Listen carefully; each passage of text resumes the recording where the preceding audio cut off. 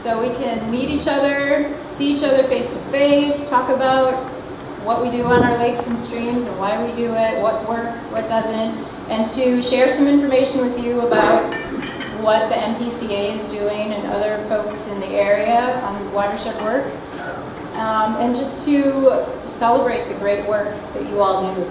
We appreciate you greatly. So thanks for coming. Lindsay and I are going to start out the day by giving you a little update on things going on with the Citizen Monitoring Program recently. And maybe first of all, I'll tell you a couple of housekeeping things. If you have dishes that you're ready to clear, there's a little bin back there that you can put them in. And also the restrooms, I think most of you have already found them, but they're at the back and to the right. Welcome. So the program updates that we're going to tell you about today include just a brief overview of the participation numbers that we've had recently, the last year, in both the lake and stream monitoring programs. Talk a little bit about our advanced citizen lake monitoring program and the new ICE reporting program that we've stepped up a bit in the last year.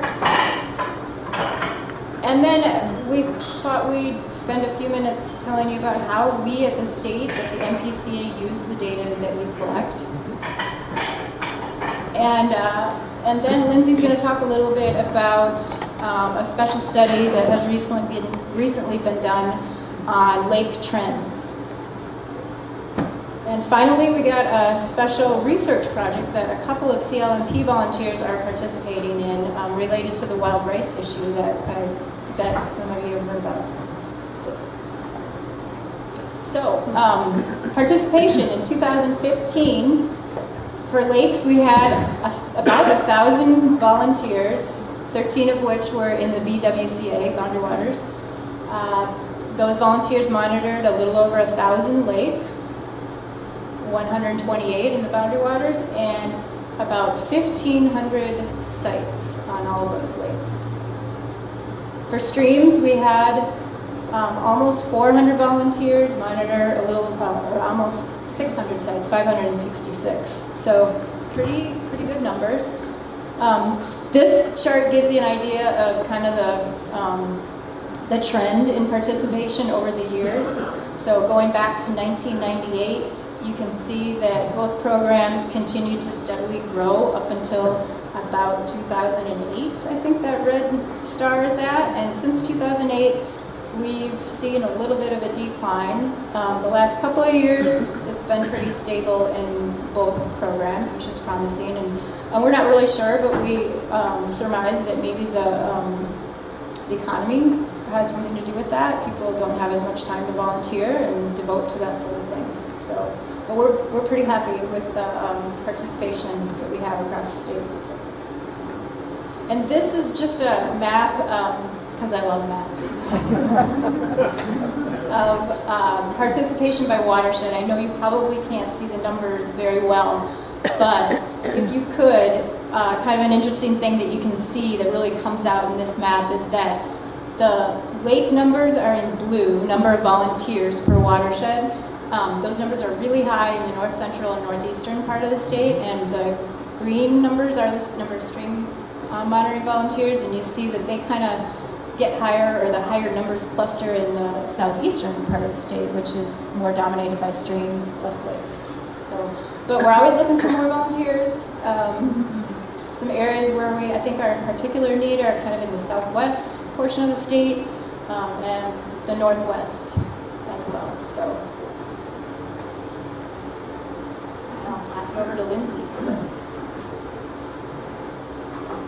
Hi there. So we just wanted to tell you a little bit about our advanced citizen lake monitoring program because not everybody's aware of it. This is a program that you have to apply to be in, and what you do is advanced monitoring on your lake for either 1 or 2 years, and you would actually go out and collect water samples for us. And we provide the training, the materials, pay for the samples to be analyzed. And the criteria for these are it has to be a lake under 500 acres. That's because the MPCA will actually be at all lakes over 500 acres at some point in our 10-year cycle. It has to be a lake that doesn't have enough data to assess it. And so what that would mean is it doesn't have data from the last 10 years. And lastly, it has to have a public access, so it can't be a private lake. So if your lake is smaller like that and you are looking for more data, give me a call, and that's something we can look into for your lake.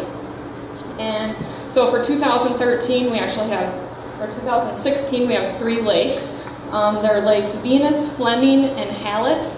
I don't think any of those volunteers are here today with us, but so what would happen then at the end of that is after the 2 years, we analyze all the data, write a report, we can come do a presentation for your lake association, something like that, and go from there. So get in touch with me if that's something you're interested in.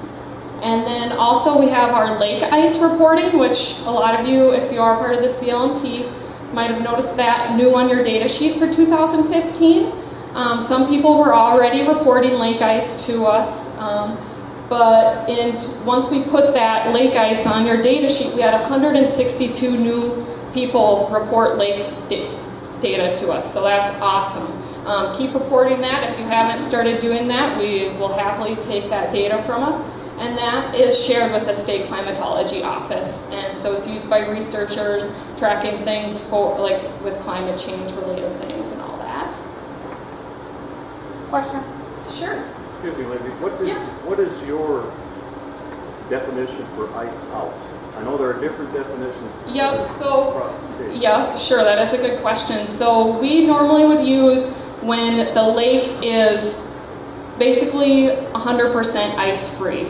So if there's like a few chunks of ice floating around in the lake, I would say it's 100% ice out. But whatever definition you end up going with, you can, share that definition with us and then stay consistent and use that same criteria basically from year to year. Some people use, well, once I can navigate from my dock to the other side of the lake, that's ice out to me. So as long as we know that, then you can use that definition.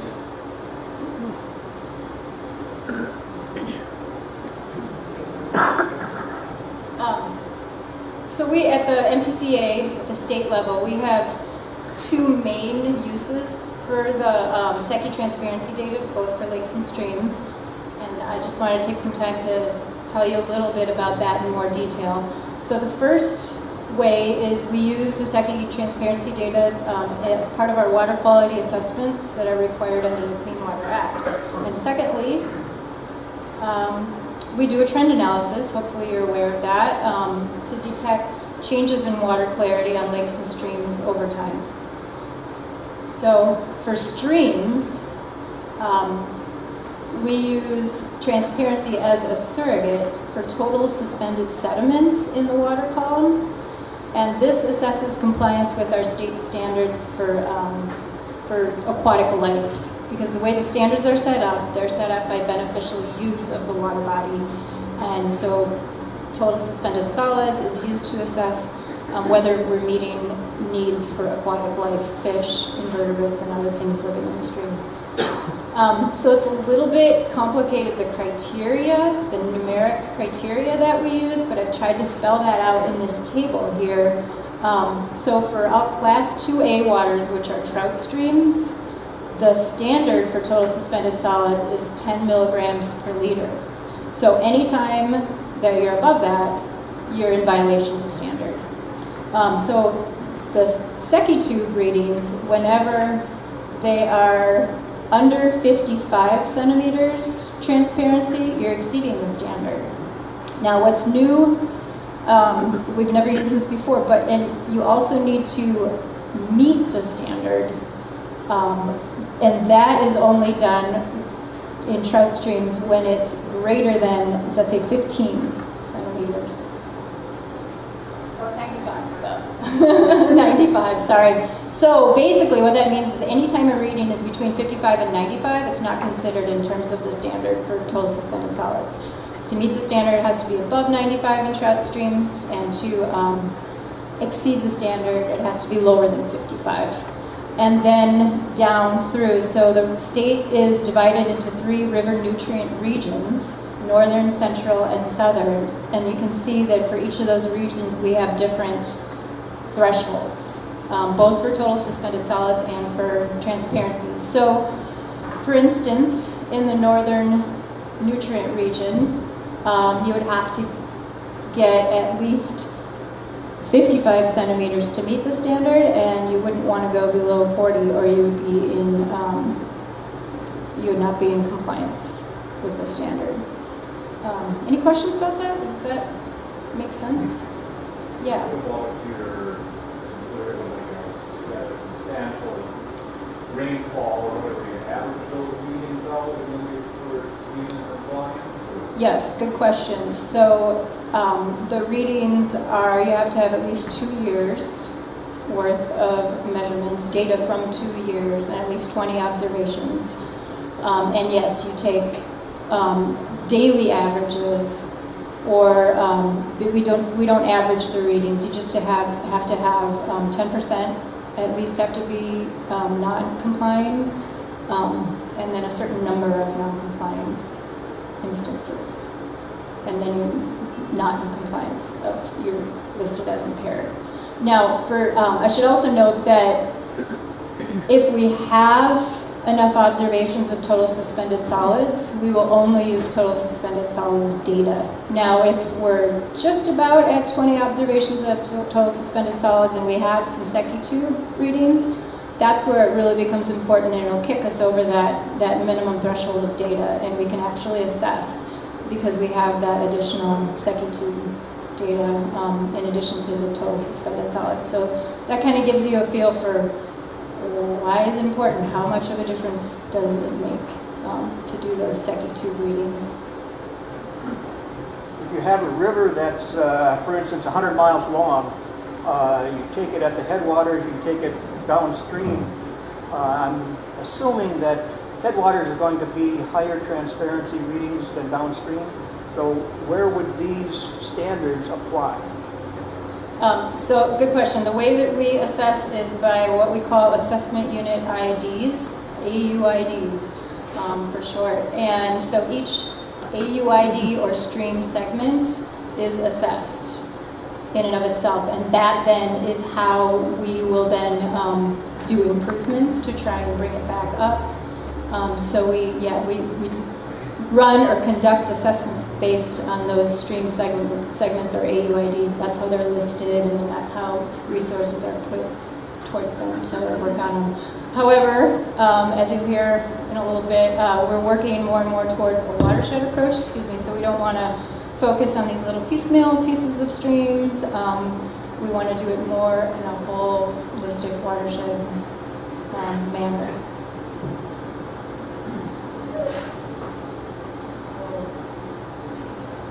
Thanks. That's always been a really huge challenge to me, to try and figure out how to communicate to you all how we do that. It's, as you can see, it's not something you can do in just a few sentences very easily.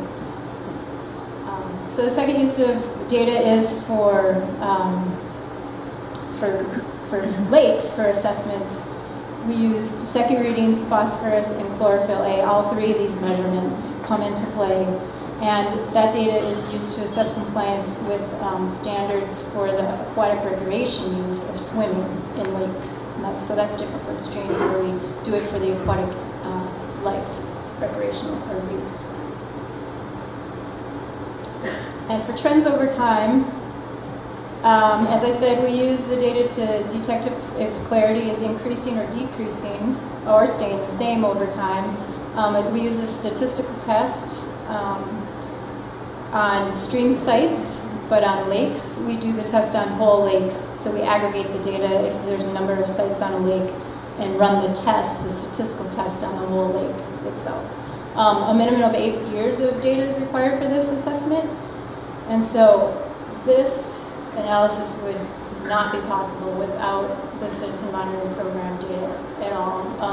That's one thing that is becoming more and more valuable. We recognize a lot of people are contacting us more and more for this information because people realize we would not have that kind of data record without these programs. So that's a hugely valuable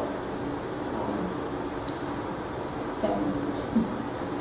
That's just a map of our latest trends. So in the increasing lake transparency trends this is for are in blue. The triangles in blue, the lakes are increasing for transparency. The red triangles are those lakes are decreasing over time. We found with our statistical test, and then all those kind of greenish circles, there's no significant change detected based on those statistics.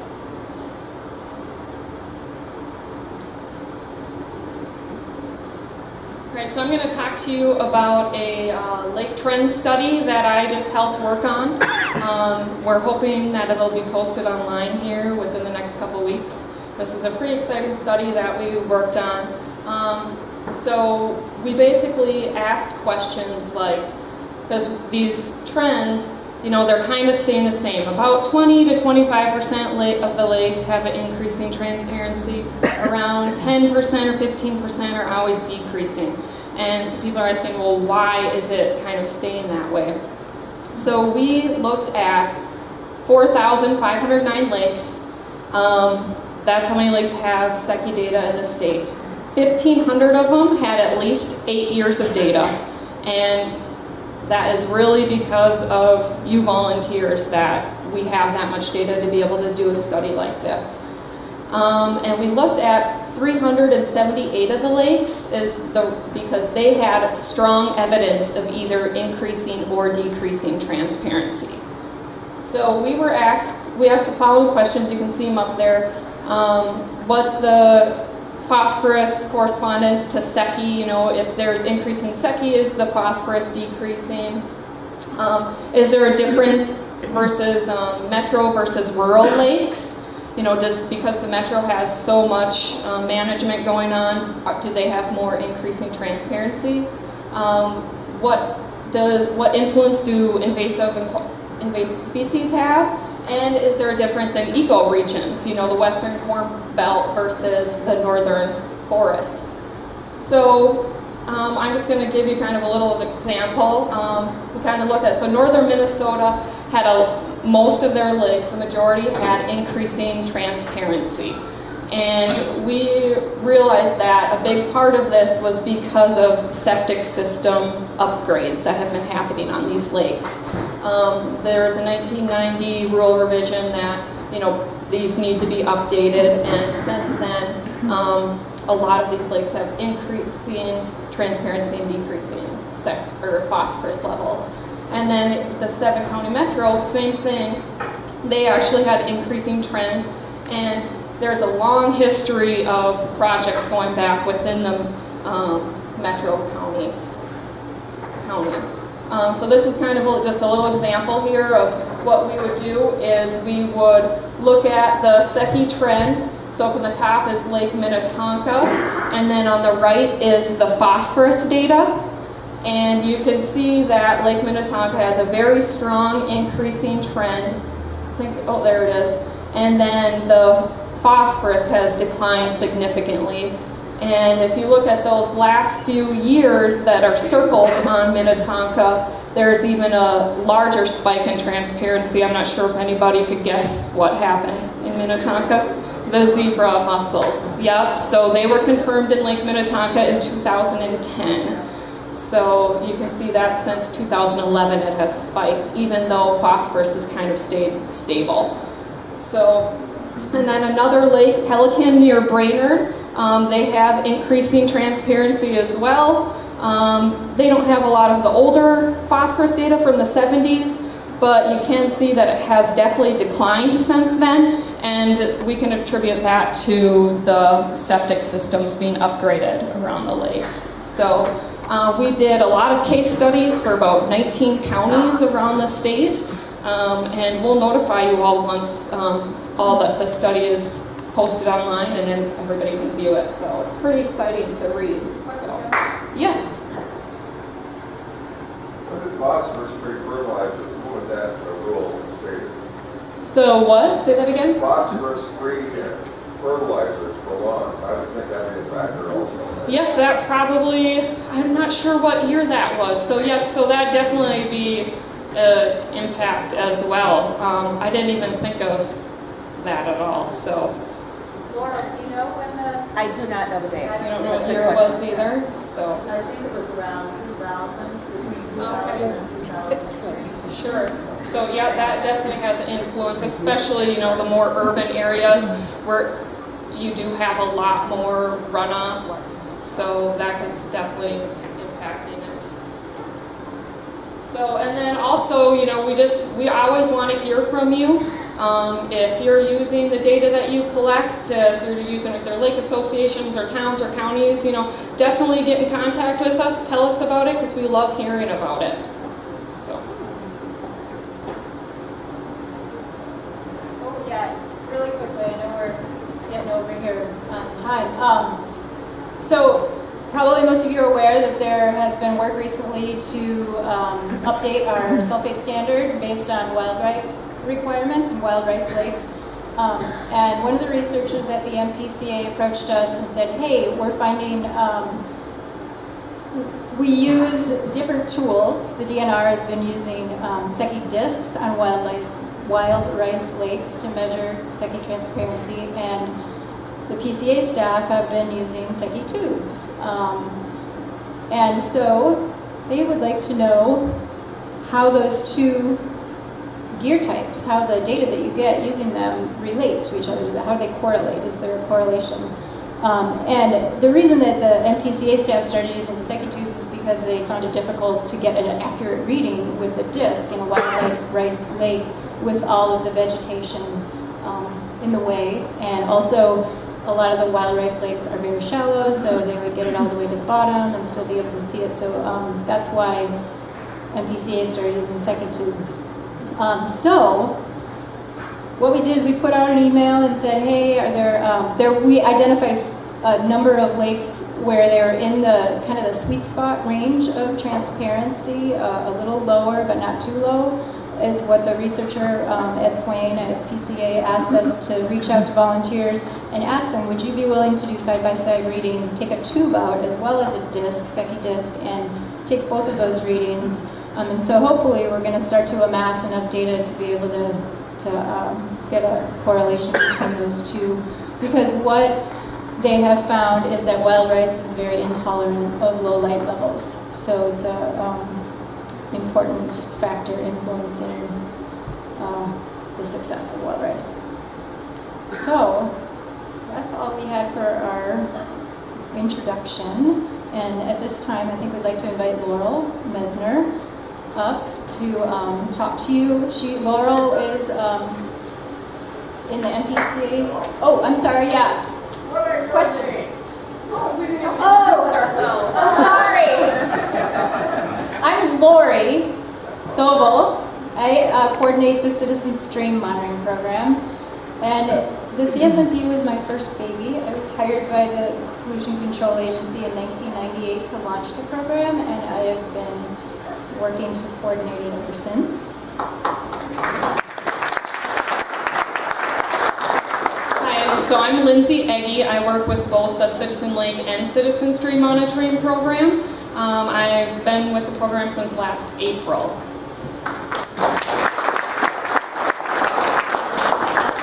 Let you know that Shannon Martin, who is the coordinator for the Citizen Lake Monitoring Program, really wanted to be here today. She had a baby boy 2 months ago, and when she was pregnant, she was sure she was going to be here, and I kept looking at her thinking, we'll see. Anyway, she's at home with Elliot J., her baby boy, and she wishes she could be here today, but it was just not possible. But she did a lot of work, legwork, to bring us here together today. So she's with us in spirit.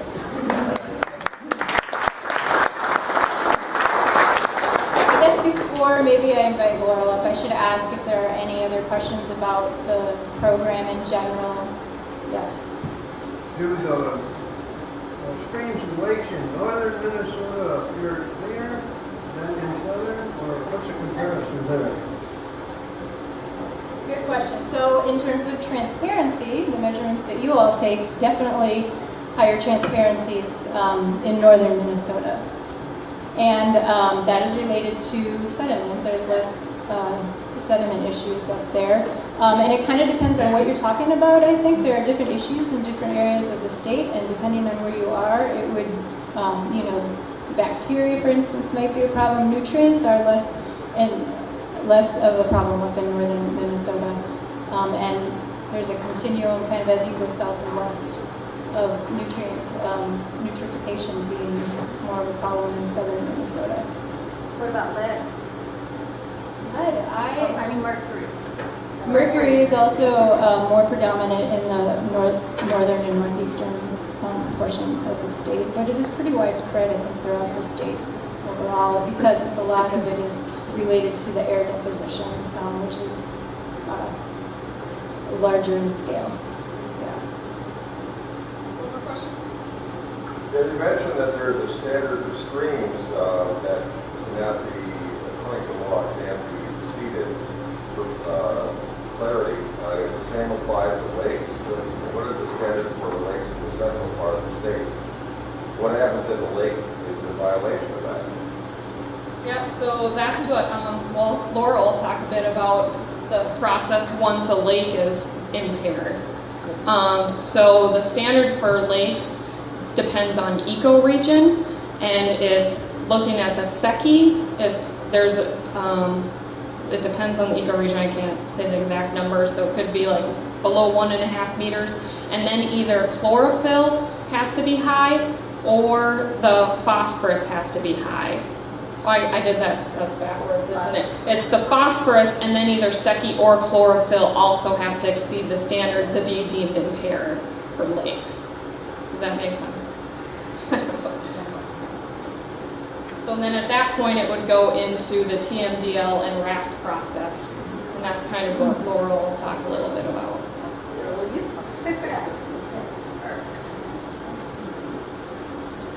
Any other questions right now, or maybe we'll move on to Laurel? Okay, welcome, Laurel.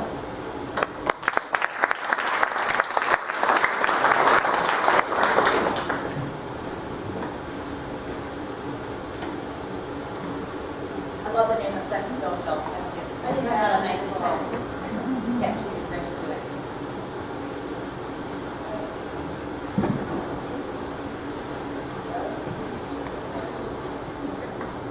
Okay. Thanks to somebody at Barbara there. Well, I don't know. I'll just start out with a little bit about who I am.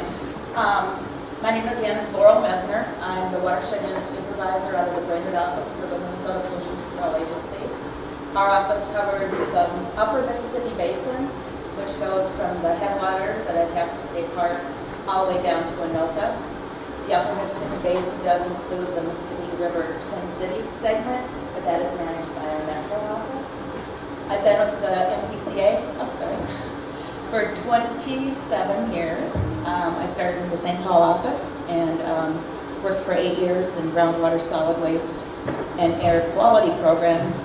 And then I had the opportunity to transfer back to Brainerd, my hometown, and started working in water quality in 1997. So I've been working in water quality programs for a long time, and I think one of the most exciting things and changes that we've done started in 2007 was the watershed approach. And that's what I'll touch on today. This photo is of my lake. I live on a lake right in the city of Baxter.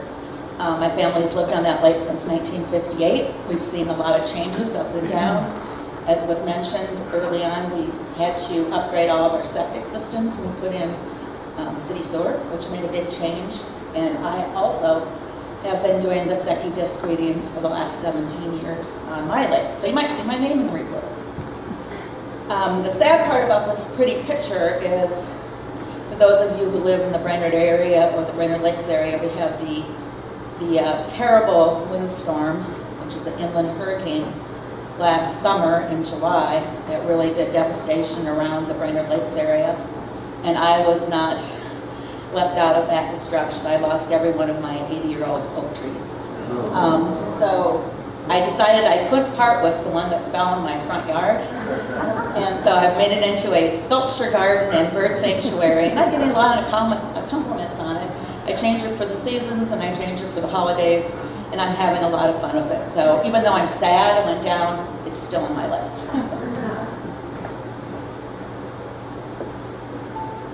Okay, what button? Okay. Just a little background on the watershed approach. Many of you have probably heard other presentations about watersheds, but the basic definition of a watershed is how land drains to a single point. And there are various scales of watersheds. In Minnesota, we have a basin scale size of a watershed.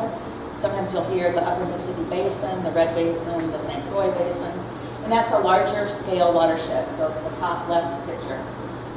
When you get down to like the Upper Mississippi River Basin, there's other smaller watersheds which are referred to as the major watersheds, and they are the 8-digit hydrologic classification unit code, and that is when we talk about the watershed report. That is the size of the watersheds we're talking about. So the watersheds in the Upper Mississippi, there are 14 that go from the headwaters to Anoka, and the 15th major watershed in the Upper Mississippi Basin is in the Metro Twin Cities watershed. So as you go further, an example here would be the Crow Wing watershed, which is a major watershed or an 8-digit HUC watershed, and that is what we do our watershed reports on. The Crow Wing watershed is fairly close to this area, and the ones that we will go over a little bit today are probably the 3 major watersheds closest to Little Falls, although I know a lot of you come from further away than that. So that's just a little refresher on watersheds. The watershed approach started for the state of Minnesota in approximately 2006 when the state legislature passed the first Clean Water Legacy Act. And then following that, it was kind of a test year of funding. The state legislature put on the state referendum the option of voters to vote for a percentage of tax money to go into a special fund that would protect water, land, the arts, and overwhelmingly it was passed by the voters in Minnesota. And in follow-up surveys, most people voted yes because they want to protect water quality in the state of Minnesota. So it's a great thing that we have this money. It's a money that's in place for 25 years. What we do with this money is really important. And so, when we go to other states or other states hear about our watershed approach or the watershed restoration protection projects, we are the envy of the nation because our citizen voters voted to dedicate some money for water quality in the state. So we're very fortunate. So thank you for those that voted. Before 2007, how we actually looked at water quality in the state is that we have a requirement from the EPA, federal EPA, that if we have impaired waters, so waters that do not meet water quality standards, we have to do special studies on them and allocate loads of pollutant. Those are called TMDLs, you've probably heard of them. So it's total maximum daily load, and it really looks down at, if you have an impairment, this is how much pollutant you can emit before you will not meet water quality standards. So it's a very rigorous process. We used to do them one lake at a time, one river segment or reach at a time. We would go into all parts of the states randomly. We would do a single TMDL on a bacteria and then come back a year later and do a single TMDL on a lake. And it was very time consuming and took a lot of money and staff time, and we weren't very efficient. So now with the new way of doing things, we're doing a watershed approach to look at the impairments, and that is much more efficient to do all the impairments within a watershed at the same time. So whether it's a lake or river reach, and they're all connected, as we know, surface water is connected, whether it's surface water or groundwater, they're all connected, so it just makes sense to do them all together in a watershed approach. But it's much more efficient to do it that way. So we've saved a lot of time and a lot of money, and in some aspects we think about the old plan would have taken us 100 years, and now with the new plan, we're going to cover the whole state in 10 years by the watershed approach, so it's a significant improvement. The other thing that we added, we used to do individual chemistry readings over a period of time, and so many readings were necessary to call something impaired. But now we've added biology, so we're looking at the fish and the invertebrates. We're looking at the hydrology, so was it a high rain event or a high water year or a low water year? And we're taking a lot more into consideration before we put something on the impaired waters list. So it's kind of like a cross-check of biology, hydrology, and chemistry in a much more efficient way, and making sure that we're putting the impairments on the list that really are truly impaired, rather than just a couple of chemistry readings and we put something on the impaired list. So anyway, we think there's a much more improved way of doing that.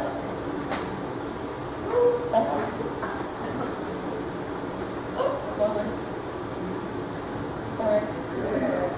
There we go. So again, the watershed approach has started. It started in about 2007 when we started doing our first major watershed projects.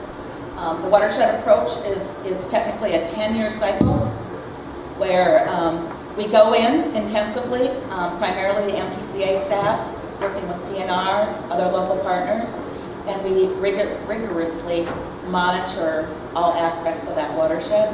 We do the analysis, we see what's impaired, what's not impaired, and then we develop with the local partners strategies for what we should do about those impairments and where there's areas of strong protection needs. So once it gets through our process, which if you look at the blue, purple, and green boxes, that's really what's involved with a RAPS project. And that's a Watershed Restoration and Protection Strategies project that the MPCA leads, but with a lot of partners, other state agencies and local partners. Yes, question? What's the relationship with the Clearwater River Protection Area or watershed area, which is a separate administration from the state? It's a local administration.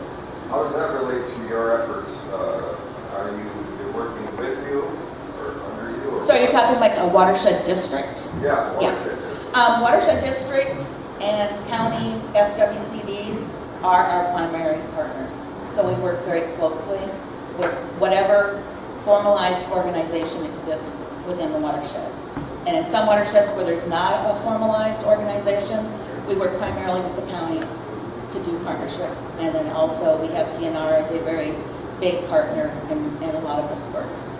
And again, in the blue, purple, and green boxes, the DNR is a big partner, especially in the monitoring arena. But we're also seeing now the health department, Department of Ag coming in as bigger players because the state does have a commitment by all state agencies to do their work as much as possible within the watershed approach. So for instance, health department is getting a lot more involved in some of our projects due to surface water, groundwater interactions, and especially the issue of drinking water. What happened in Flint, Michigan has really gotten the drinking water issue on the forefront. And so even our Commissioner, John Lane Stein, is saying we need to really tie and look better at surface waters that's used for drinking water source and our groundwater issues that also are providing a lot of drinking water. Once we get done with the major watershed restoration and protection project, it really then is turned over to the local partners, and through Board of Water and Soil Resources, working with watershed districts, or the county SWCDs, they develop the local water plans, and that's where implementation happens. So once our major watershed restoration and protection projects are done, it moves to the local government to actually develop that local plan and implement it. And then we come back in the next 10 years and we start the whole cycle again. So for instance, if a watershed was started in 2007, it's completed in 2012, there's about 5 years of implementation, and then we come back and we reassess and start the process all over again. So we reassess, but also see what progress we've made since the first time we were there.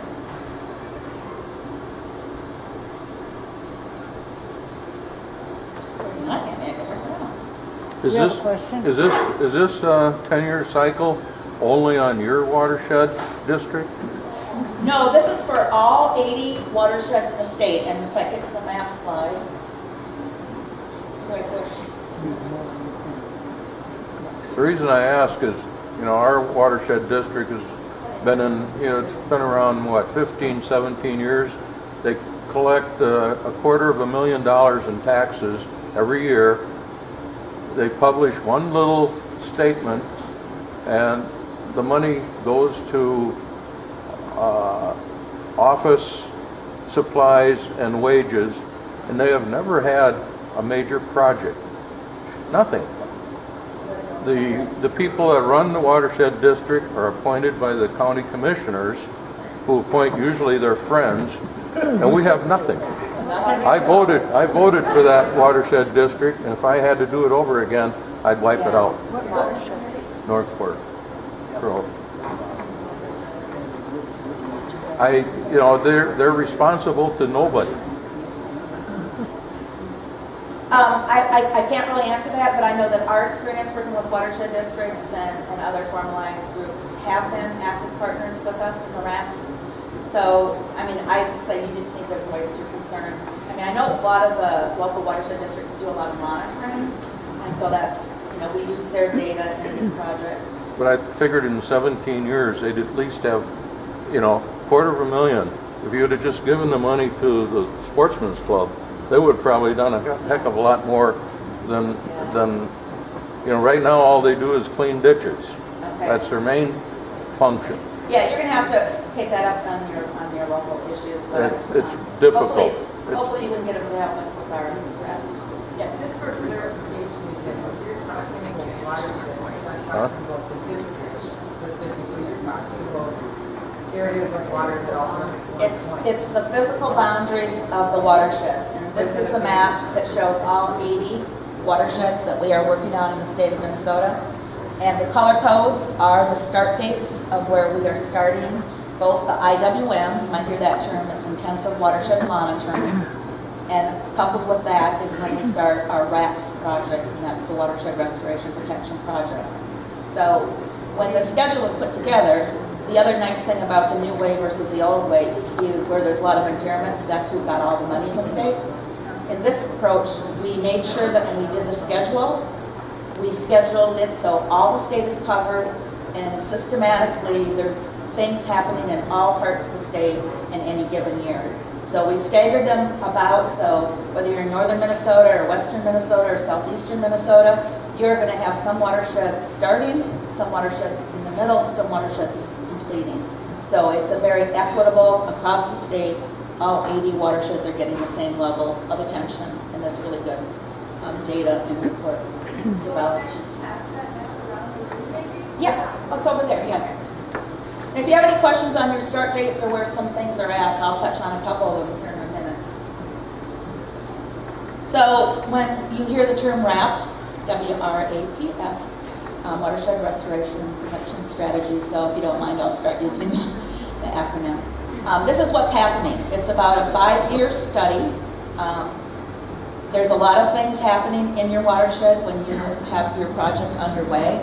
There's a lot of pre-planning that goes into it. There's a lot of monitoring on that front end. There's a lot of activity with trying to get local partners such as yourself involved in the project. We call it civic engagement or citizen participation. We like to encourage stream volunteers, lake volunteers, any kind of groups, sporting groups, anybody that wants to get involved with this project due to their interest in maintaining or improving water quality to get involved. And you'll see that line on the bottom is saying that we continually are striving for citizen engagement in these projects. And most of these RAPS projects also have a civic engagement team that really goes out into the whole education, outreach, collaboration, planning aspects of these projects. So there's a lot of ways to get involved. After we get the data collected, we do some modeling, which just calculates out some things that we can determine from the data we've collected. If this land use changed, or we fix this part, or what would we be expected to see in the future. So there's some scenarios that we do out of modeling. It's a way that we can develop our TMDLs more accurately. So we do modeling. If there are biological impairments where we don't see the right amounts of fish or invertebrates in the stream, we do what's called stressor identification. And that's to say, well, if we have fish or invertebrates that aren't needing the expected numbers and variety, what might be causing that, and that's what we call stressors. So we identify stressors, and usually stressors are related back to pollutants or some aspects of the stream, whether it's lack of habitat, change in hydrology, or the typical pollutants. We have too low dissolved oxygen, we have bacteria in the stream, we have high nutrients, we have high turbidity or sediments. So anyway, this is what happens during the course of a RAPS report. And in the upper Mississippi River right now, we have 4 completed. We have about 2 or 3 nearing completion, and we have about 4 or 5 just getting underway. So I picked just 3 summaries of some RAPS projects that are kind of close to Little Falls area. And after talking to a lot of you, I know you came from further away than that. But the Great River Watershed is a RAPS project that was completed out of the Brainerd office in 2015. You might not be able to read all aspects of this, but there are key findings that came out of that watershed. There's then direction to the local governments to the things that we think are most important to implement and things that would be suggested to target and focus on first and get most bang for the buck with your implementation dollars. One of the findings that we found in the Crow Wing watershed, first, it's a protection watershed. The water quality is really fairly good. There's only a few lake impairments and a few river stream impairments. And the one issue, and I talked to my table a little bit about this, is that changing land use is really a protection focus that we want to look at. There's a lot of potlatch land that is for sale, potlatch forest land that's for sale, and there's a movement to clearing a lot of those forests for agriculture, and some of that is irrigated potatoes. And there's also a lot of school trust land in this watershed that's up for sale, and it could either go to forest management or it might go to developers or other land uses. So we just want to make sure that the existing land use is protected to some level, and so that was one of the key findings for the Crow Wing. We also have a impaired lake there, First Crow Wing Lake. Is there anybody here from First Crow Wing Lake or the Crow Wing chain of lakes? We did a modeling exercise, and I do have some fact sheets with me if you're interested in this issue, but it showed just changing forests to agriculture, row crop agriculture, what the impacts to that lake might be, and it's already impaired. And then if we changed it to irrigated potatoes, how that might be impacted and what the changes might be. So it was pretty alarming to say that there's definitely going to be change, and we need to manage that change. So what kind of help do you have or strategies to try to control the changes that you're talking about? I mean, do you have any say or any power to make any changes? Well, you're going to be hearing from Crow Wing County in a minute, but I'll just answer that, you know. Can you repeat the question for us? Sure, I'm sorry. So coming out of this report, what are the strategies and recommendations for how we might get ahead of land use changes? I will sort of say how to do it. Yeah. So what comes out of it is that we try to direct what we think we need to focus on, and that goes to the local units of government to really do those changes. And that might be ordinance changes, it might be looking at compliance and enforcement, of ordinances, it might be kind of just taking a step back on land use and how you do permitting and land use management. Our parts of it, the MPCA, are more the regulatory programs, so if it's related to wastewater, septics, feedlots, or stormwater, that's when we get more actively involved. And you'll see a huge long table of the suggested activities and then some prioritization. So what's PCA responsibility or DNR or health department will take that on, but the non-point primarily goes to the local unit of government. So this is the Crow Wing watershed. This actually shows our crew that are doing the fish surveys. So they catch fish, they number fish, and they classify the fish and to see if it's the expected population that's there. So that's one of the added things to this RAPS watershed approach is we've added the biological monitoring, and it's pretty interesting. Right now, most of our watersheds in the upper Mist are actually pretty good with fish and invertebrates, but there's pockets where there is some impairments.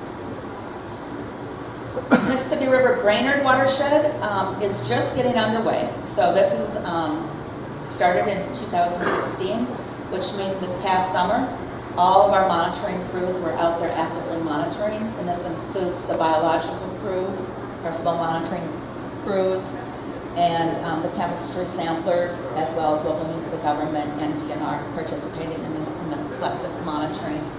It's just getting started too with citizen participation and just getting the kind of the work plan put together for the next 4 years of what will be happening in this watershed. So if you happen to be located in this watershed, the Mississippi Brainerd or the Mississippi Sartell, which the next slide will be, please contact me and I can put you in touch with our project managers or get in touch with your local unit of government, primarily the SWCDs that we work with. This shows a Brainerd watershed kickoff meeting that was held at the Arboretum in Brainerd.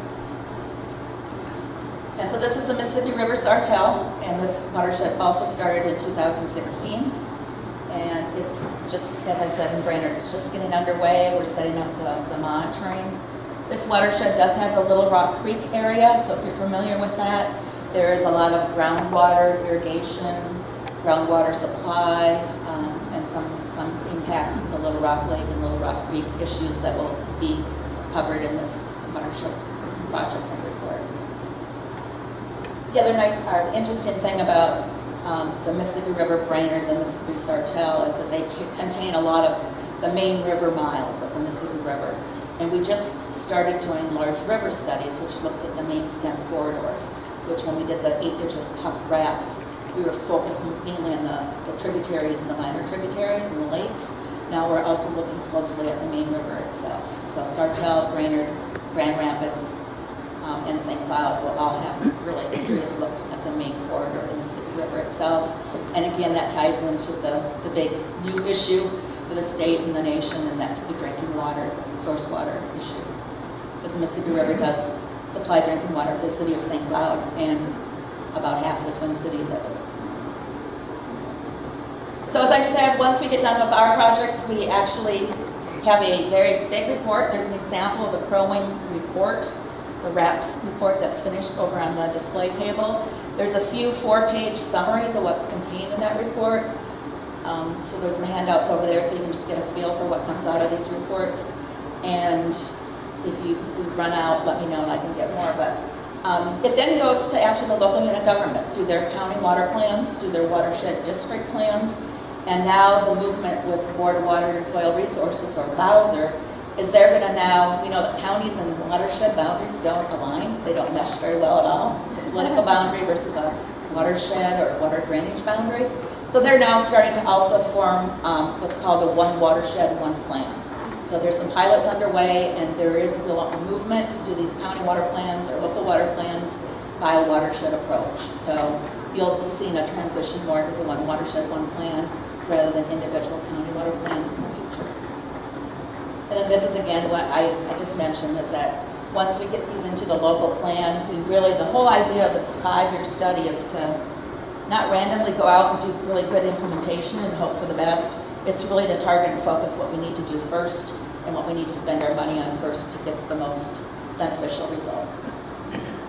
And also because of the clean water money that we get from the legislature, it's really important to be able to measure results. So whatever we're putting in these plans, we need to really think about how we're going to measure success over the next 5, 10, 20 years.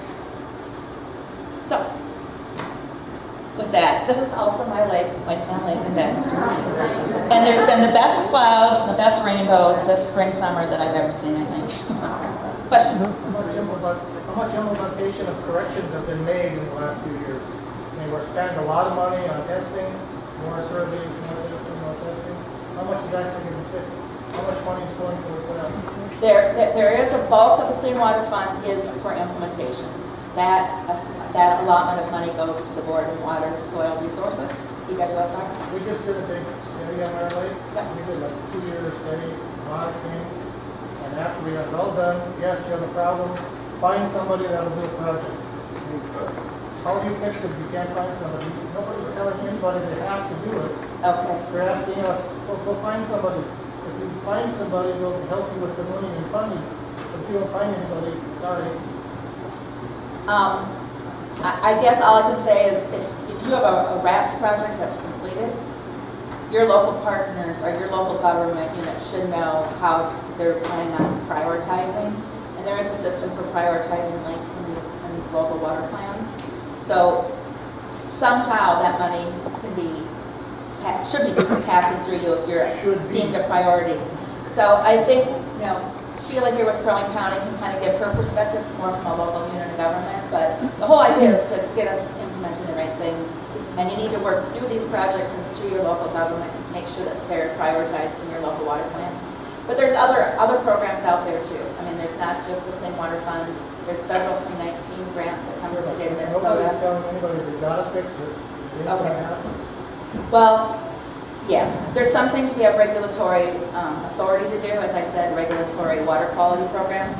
The non-point are definitely still harder to get after. But we need to work together with these watershed projects, with local units of government, and hopefully get the money in the right places.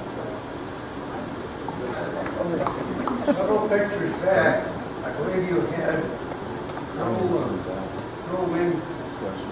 Watershed? Yes. On the lower right, there were several issues. 7 lakes were impaired. Yes. What's been done to correct the issues? The 7 lakes do have TMDLs actually proposed and underway. So those 7 lakes do have TMDL studies on them, or soon to be finished, because they were part of the RAPs. Is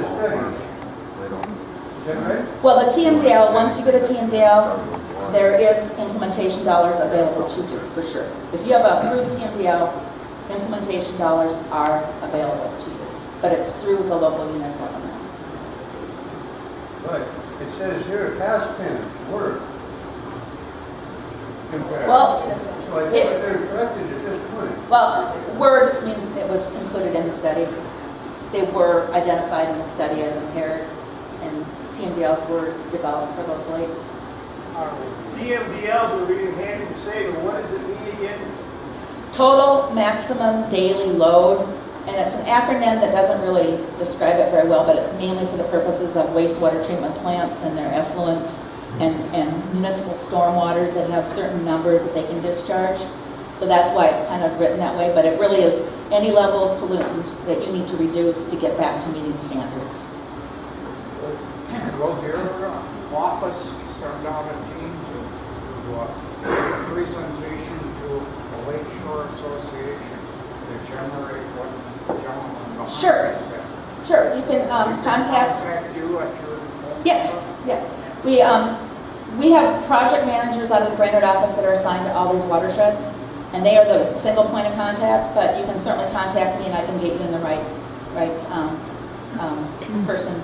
And also, I think the local unit of government partners are willing to do some of that as well. I think we'll take one more question so we can move on, but do you have one more? Yeah. Yeah, I do have one more, if anybody else. Okay. I live on a lake that used to be, according to the old timers, crystal clear. In recent years, it's averaging a second reading about 7. The problem is farm runoff. How can you stop farm runoff? It's not a point source, and what do you do about it? Yeah, that's what, yeah, Sheila just mentioned that the buffer law was a start, because we really need to get shoreland buffer is like the single easiest, biggest fix that the state of Minnesota should really support. Individual regulation of farms, or certainly cattle operations, or, cattle are still allowed in streams, and we're still looking at that one more closely. But there is a movement underway to get some of that shore buffered appropriately, and that's a starting point. But if there's individual feedlots or row crop agricultural or cattle operations that you have concerns about, you can certainly call our office or the local unit of government and take a look. All of the above. Okay. Laurel, I can tell you what we did so far. We have a wetland that we restored, about 2 acre wetland. And we have about 50 acres that we've got the landowners to put into CRP, so there's not any runoff from that. And we also put in 3 holding ponds, our lake association paid. We found the landowner, the living landowner, we did it ourselves. We were working with our local government and everybody else, and we were hee-hawing around so long that we almost lost the project, so we wound up just doing things for ourselves. Our lake association is a fundraiser every year. We just raise the money and do whatever we can ourselves. And we also rent about 5 more acres every year to keep it in grassland rather than road drops that runs right into our water. That's what we're doing, just kind of getting on the horse and moving. And I'd just like to add that there are a lot of really good examples like that out there, but we also know that there's some frustrating circumstances that are still long-standing, so we hear you. I'll be around the rest of the day if anybody has questions or want to talk more.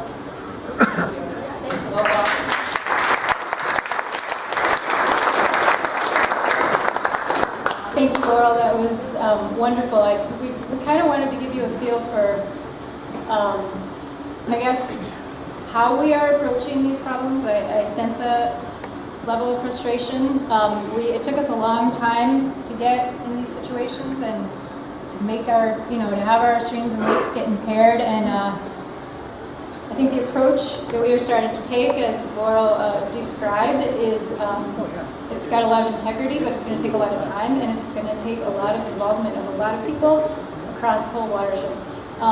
So with that, I'm going to, I know there's lots of questions, and like Laurel said, she'll be here all day, and hopefully you can ask more questions during lunch. I'm going to move on now and welcome Sheila Carlton, who is with the Crow Wing Soil and Water Conservation District, and she's going to talk about some of the things that at least her district is doing locally to try and get at these issues.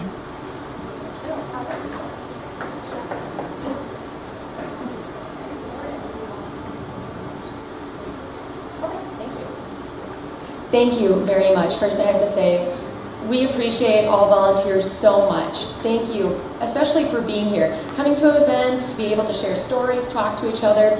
As a local government unit, we really appreciate that because we try to tie people together. That's a big part of our office job, is to connect people with who they need to talk to in their area.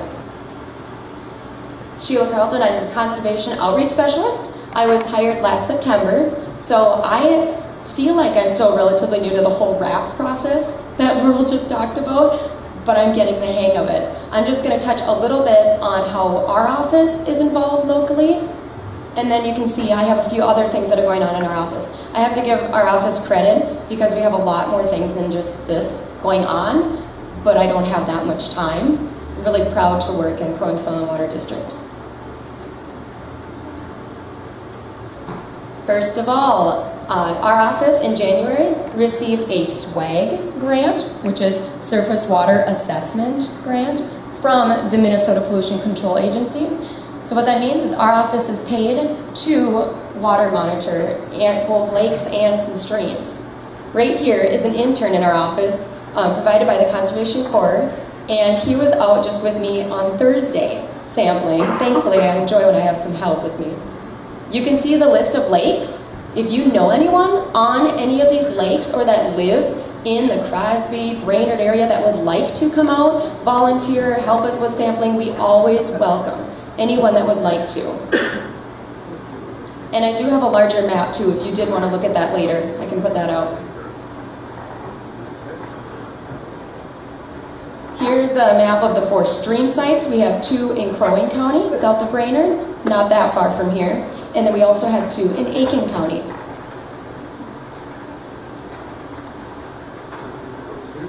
Aha, you guys are still looking at that RAPS word, I'm so sorry. So our office, currently, we are, as she said, we have 3 going through the entire process, the 5-year cycle that you saw that she has.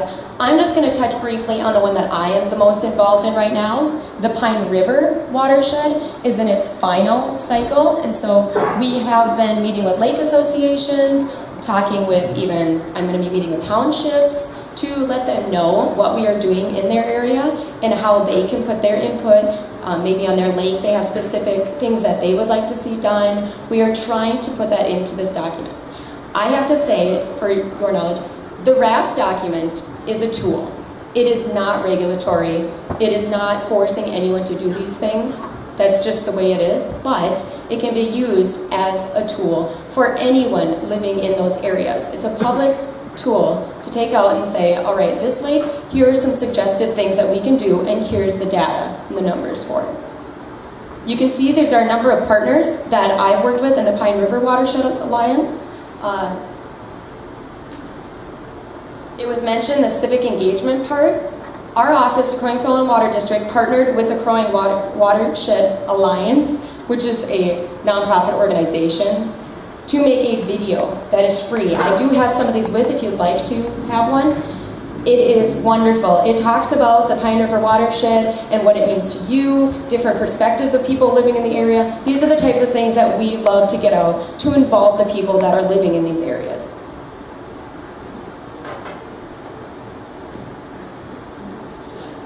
Here is the RAP strategy table. This was mentioned just briefly when someone said, what are we doing? Who is doing what?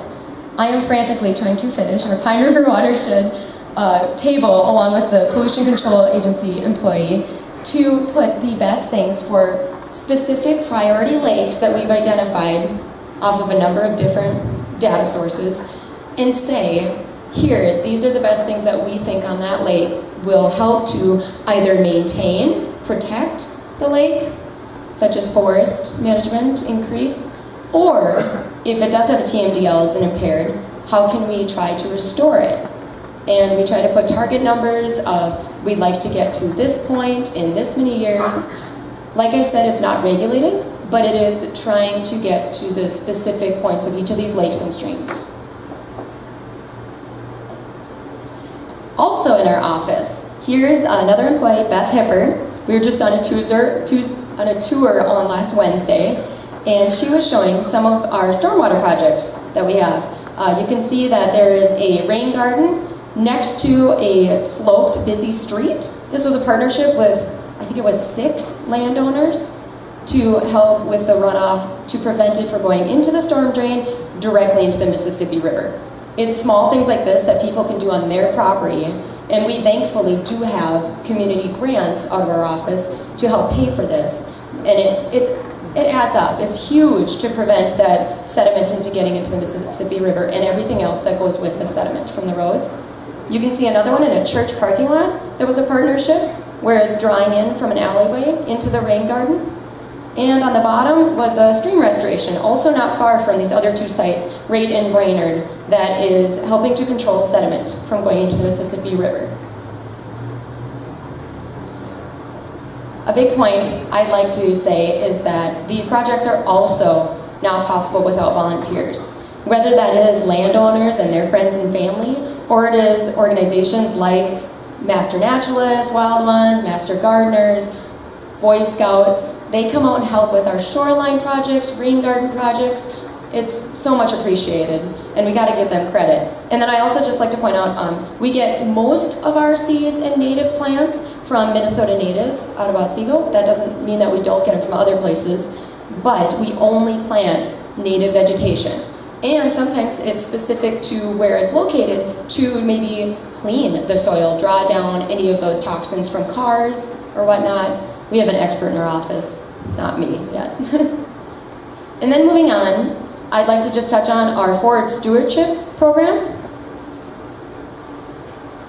And I do have, I think I've printed about 12, 13 of the brochures if you're curious what we're doing. One of our large things in our office is to advocate forest management. Not just preserving forest areas, but also how you can thin it, how you can control invasive species. If you'd like to see wildlife openings, we do have funding available to help pay for forest management plans on private property. Right now, they have to be greater than 20 acres. We hope we can get that down because along our lakes, most of the parcels are not 20 acres. We'd like to see that in the future because it is important even on small pieces of property. And specifically, this is the Cisco Tulby fish. You already heard what a lake shed is. Our program right now, always changing, currently covers the Tulby lake sheds. There's a map in the center of Crow Wing County. Sorry, I know it's a little small, but just to let you know, it does go outside of Crow Wing County too. And in those areas, we do have funding to help landowners manage their forest. And then I work very closely with our easement program. Our grant, through our office, we are grant funded, the Crow Soil and Water District, and they are constantly changing. And I want to note that the easements currently are very specific to certain types of landscapes. but that can always change if you're ever interested in conservation easements on your property. In this case, it's on wild rice lakes. We have plenty of them in Crow Wing County. You can see listed there are our lakes that I work with in Crow Wing County, and some go a little bit into Cass and Aiken.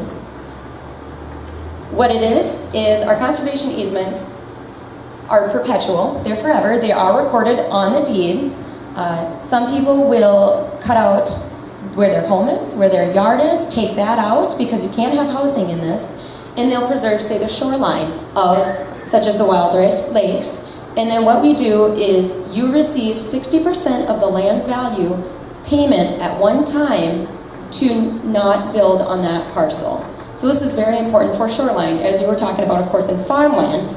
They also have their own programs in southern Minnesota, but this is how we try to approach this in north central Minnesota, is on our wild rice lakes.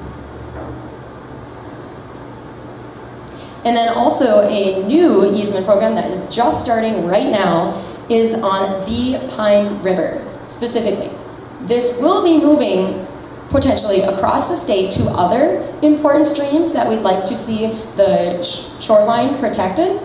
And so this is the same type of thing that we ask people not to build on that shoreline area. And biggest thing, like I said, if you know anyone living in our area, let us know. Or your local Crow Wing Soil and Water District, of course. Never be afraid to refer people to the office. Say, give them a call, see if they have something for you to do. Maybe they enjoy planting anything. I know that Soil and Water Districts really appreciate the help. Any questions? Yes? I don't know if you're the one to ask or not, but I would like to know if there's a master list of exactly what's tested for, what kind of contaminants. Does it include things like percolates, RDX, depleted uranium, or anything to do with military training? And my reason is because most of the areas that are being tested surround Camp Ripley, the largest military live fire training base in the Midwest. And I am very concerned about that, with the wells in Randall being contaminated. And I hear all the time that Camp Ripley's doing wonderful things with environmental and all this stuff, but that stuff that they're spewing is poisonous. Everything they do out there has contaminants in. Even the fake smoke bombs that they set off for theatrics, for pretend stuff, that all has the same stuff in that explosives do, like for setting off fireworks and so on. None of that is chemical free. And that stuff is going somewhere. To some of you. So the question was regarding Camp Ripley, and if the water sampling is taking in to the process of all of these different contaminants that Camp Ripley might be placing in the water with their different explosives and whatnot. I think it's a wonderful question, but I'm just north enough so that I am maybe not experienced enough to know. I would ask the Morrison County Soil and Water District. I don't know that they actually do the water monitoring though. It might be more of a pollution control agency question. I think it's a great thing to point out. I will give a little credit to Camp Ripley. In the Brainerd office, they have been slightly involved with our RAPs, and when I see him next, after he's back, I will ask him too, because I'm curious. That hadn't crossed my mind to be able to ask him. But they do have an environmentalist position too. So is there a master list with the MPCA or somebody that exactly what is tested? Yes, there is a master list of each where is tested, and you can get to that online also. Well, it might not be updated perfectly, but there is a website that you can access where each of those sites are and what they've been sampled for in the past. What would you say? I'll let her touch on that quick, maybe. Okay, perfect. So we do some testing for heavy metals on lakes and rivers. That's usually done in May of every year. And that exact list, if you would like it, just contact me and I will send it to you, the whole analyte list. That's the best way to get it to you, if that works for you. Okay, you can't cite it for other viewers of this, because this is going to be on public access TV here locally. Sure. Yeah, I definitely can't list the entire thing. I know it was definitely available on our website somewhere, but getting to it can be the difficult part. Basically, if you go to our pca.state.gov and then .us, and then search within our website. There is a space for that, and you can type like analytes tested, or go to our water quality webpage, and eventually you will find the correct page. Unfortunately, so yes, it is very specific per site. So I don't know if you have anything to add to how to access the analyte list for that. I'm not sure that it's listed on our website specifically what we test for, but I can tell you that we don't routinely test for chemicals of that nature. It's really costly to do. We do have a program where we're looking at chemicals of emerging concern, they're called, but those are more, it's a very limited number, and that is because I think of two things. It's very costly to do, and also there are so many of those out there that right now we're in an investigative stage where we're trying to figure out which ones actually have the most health connection to health issues, and I know there's work at the agency being done on that, and there is some testing, but it's very limited in scope, and it's not part of our regular lake and stream monitoring suite of analytes.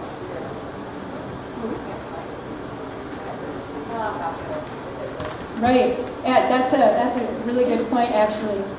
Contacting Camp Ripley themselves to see if they do any of that monitoring. They'll give an answer.